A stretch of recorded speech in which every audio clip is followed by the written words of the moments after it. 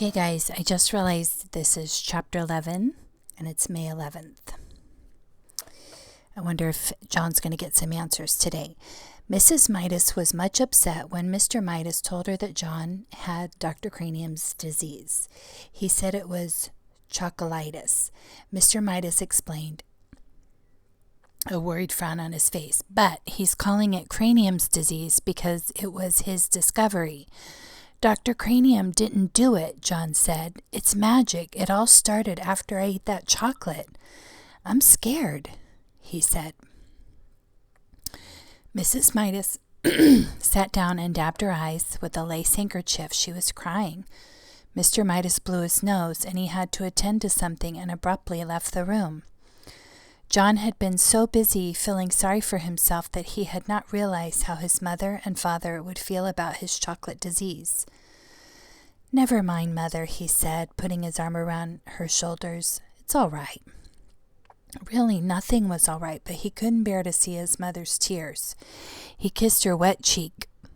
His eyes were shut, and his lips softly touched her, so he didn't see the change right away. Then his lips began to feel sticky. He opened his eyes. His mother had turned into a lifeless statue of chocolate. John ran wildly out of the house without thinking where he was going or what he was going to do. All he knew was that somehow he must get help.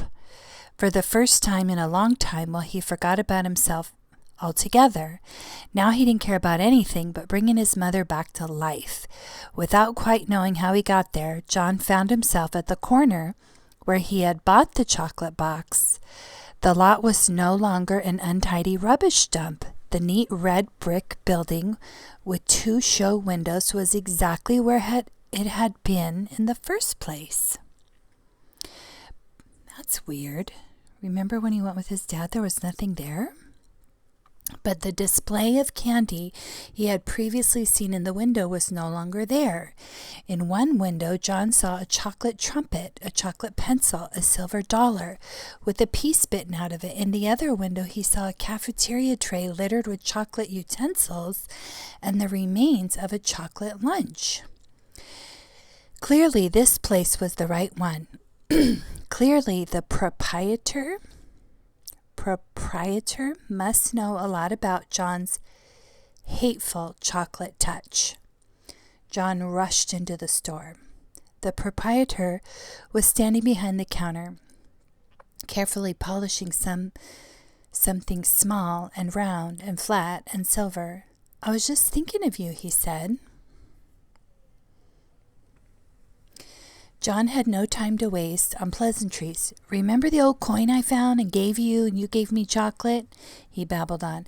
I ate it, and it made everything that touches my mouth turn to chocolate. And I kissed my mother, and now she's chocolate, and I've got to change her back. Easy now, murmured the storekeeper. Calm yourself. There was an expression of satisfaction in the old man's eyes. It's all your fault, John declared. If my mother isn't made better again, I'll fight you till you're dead. My goodness, the storekeeper exclaimed. Whose fault did you say? Yours, John said. If you hadn't taken that money, I wouldn't have... Now, John, the storekeeper interrupted, I must insist on honesty. I'm glad to hear that you're thinking about your mother for a change. Unselfishness is important, but honesty is also important. If you'll be truthful, perhaps I can help you. John's ears reddened. It was becoming unmistakably evident to him that he had only himself to blame for all his unhappiness. He looked straight into the storekeeper's eyes. I'll do anything. I'll work for you all my life for nothing if you turn my mother back. You can turn me into chocolate instead if you want. The storekeeper apparently ignored John's offers. You were right, John, he said.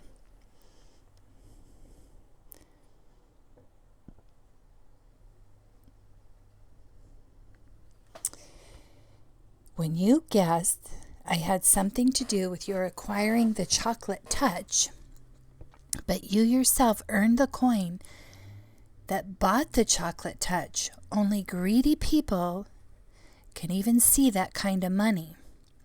Dr. Cranium was right, up to a point. I suppose that one could say that you had chocolatitis. but it was just an outward sign of selfishness. "My mother," John reminded the storekeeper frantically. "My mother's turned to chocolate. Do something, please. Do something about it." "I'm glad you're concerned," the storekeeper commented unhurriedly. "Part of your cure is to be concerned with other people. You've been so greedy that you didn't care what happened to other people." "Oh, I know," John admitted woefully. "But please decide about me later, and please make my mother better now." "Well, John," the storekeeper said, "if you had to choose between getting rid of your chocolate touch and restoring your mother to life, which would it be?" For a moment, John couldn't help imagining a future of all chocolate meals. The thought was terrible. But then he thought of his mother as she'd been when he had left her, a motionless chocolate statue, unable to speak, her chocolate hand still holding her lace handkerchief. Without further hesitation, John said, "Help my mother." "Well, John," the storekeeper said, "I'm going to give you another chance. When next you go to school, your chocolate pencil will be a real wooden pencil with lead in it." "But," John began to protest, What do the pencil matter? "The chocolate knife and fork and spoon you left on your tray in the cafeteria will have turned back to metal. Your chocolate trumpet will be shiny golden once again." "But don't worry about Dr. Cranium's spoon. He'll find a whole silver one on the floor where the broken chocolate one lay. But how about," John said, "Susan Buttercup will discover that the chocolate stains on her party dress and her party shoes were nothing but water after all, and her silver dollar will be all right." The storekeeper smiled. "Why don't you run along home and find out?" he suggested. John turned without even saying goodbye. He ran out of the store. The storekeeper went back to the disc that he'd been polishing, a disc the size of a quarter. It had to be polished smooth, ready for a new set of initials, in case the need for them should arise. What's going to happen